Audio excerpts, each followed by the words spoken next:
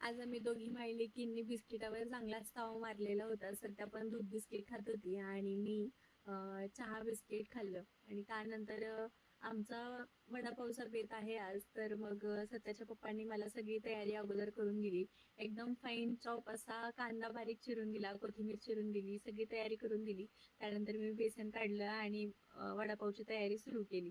त्यानंतर कढईत तेल टाकलं, मस्त मोहरी तडतडू दिली, त्याच्यामध्ये कढीपत्ता टाकला आणि नंतर थोडीशी मिरची आणि बाकीचं सगळं चिरून घेतलेलं ते सगळं साहित्य मी ह्याच्यात आता टाकणार आहे.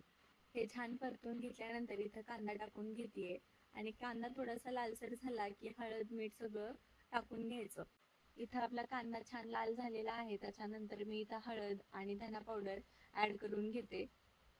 झालं, कांदा तर छान परतलेला आहे आणि त्याच्यामध्ये बटाटा टाकून घ्यायचा होता.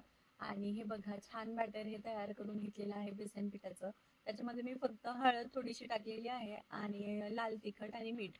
आणि हा बघा, बटाटा पण आता छान परतून घेते. बटाट्याची भाजी झाली, ती साईडला एका प्लेटमध्ये थंड करायला ठेवली आणि त्यानंतर म्हटलं कढईमध्ये तेल तापायला ठेवावं, म्हणजे आपले वडे होईपर्यंत तेल चांगलं तापेल. बटाट्याची भाजी या प्लेटमध्ये ठेवली होती तर ती पूर्ण अशी थंडगार झालेली आहे. तर आता वडे करून घेते, कारण आता तेल पण तापत आलेलं आहे. हे बघा, एवढे छोट्या छोट्या आकाराचे मी वडे आता करून घेतलेले आहेत.